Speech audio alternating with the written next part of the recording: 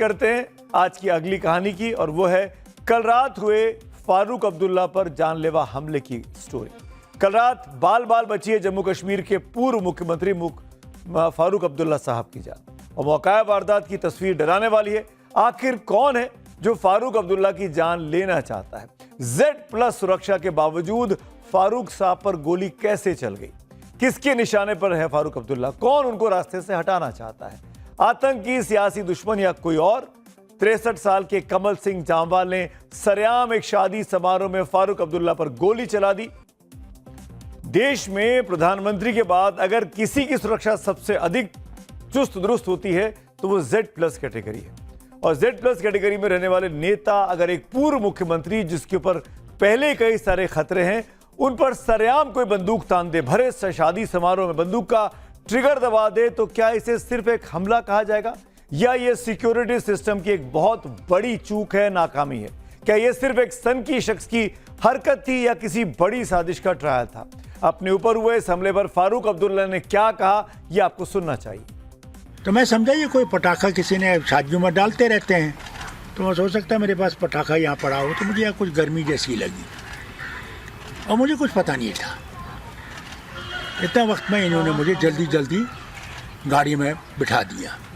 जो इन्होंने मुझे गाड़ी में बिठाया तो मुझे कहने लगे, जनाब ये तो एक पिस्तौल था आपके इस इंसान के पास और उसने 2 गोलियां चलाई थी। सवाल इस बात का है, इस मैरिज में सारे बड़े बड़े लोग थे, इसलिए पुलिस को इसका एहतियात ख्याल तो रखना चाहिए था, जिसका नहीं था। वहाँ कोई पुलिस का इंतज़ाम था ही नहीं।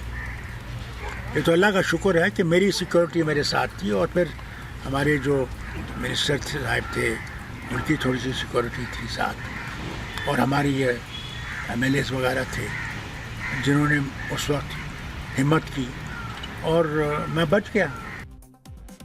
बिल्कुल पास से, कंधे के पास पीछे से गोली चलाई, गोली चली भी, वो तो सुरक्षाकर्मी अलर्ट था कि हाथ ऊपर कर दिया तो गोली लगी नहीं शरीर पर कहीं भी। अब बड़ा सवाल है कि क्या जम्मू कश्मीर की राजनीति में कोई बड़ा तूफान लाने की साजिश रची जा रही है? क्या ये सिर्फ फायरिंग थी या किसी बड़े ऑपरेशन की शुरुआत थी? यह अटैक सुरक्षा एजेंसियों के लिए बहुत बड़ा अलर्ट है।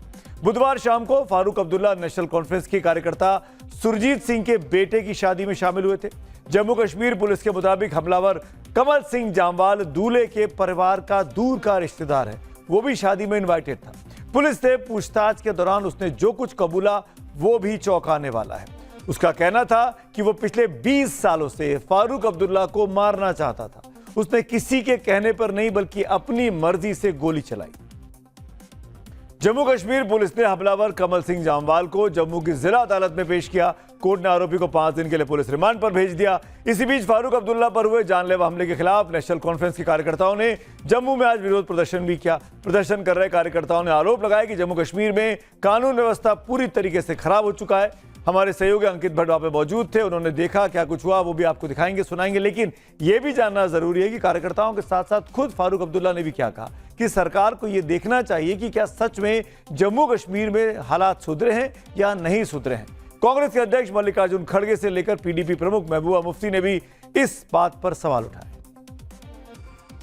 जो वतन में नफरत है ना, उसने जड़ें पकड़ ली है। अब उन लोगों के लिए जगह बहुत कम है जो दोस्ती की बात करते हैं, जो एक दूसरे मज़हब की मोहब्बत की बात करते हैं, क्योंकि कोई मज़हब सिखाता नहीं है नफ़रत।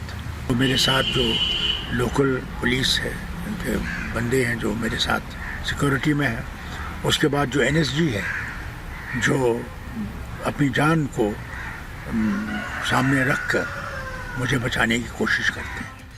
फारूक अब्दुल्ला साहब का कहना है कि सुरक्षा में तैनात जवानों ने जान पर खेलकर उनकी जान तो बचा ली, लेकिन उनके बेटे और जम्मू कश्मीर के वर्तमान के मुख्यमंत्री उमर अब्दुल्ला ने X पर एक पोस्ट लिखा है और सवाल उठाया कि एक आदमी लोडेड पिस्टल लेकर पॉइंट ब्लैंक रेंज में कैसे आ गया और गोली चला दी। कोई Z+ NSG प्रोटेक्टेड पूर्व CM के इतने करीब कैसे पहुंच सकता है? आपको बता दूं, भारत में Z+ सिक्योरिटी प्रधानमंत्री को मिलने वाली SPG सुरक्षा के बाद देश की सबसे हाई लेवल की सुरक्षा श्रेणियों में से एक है।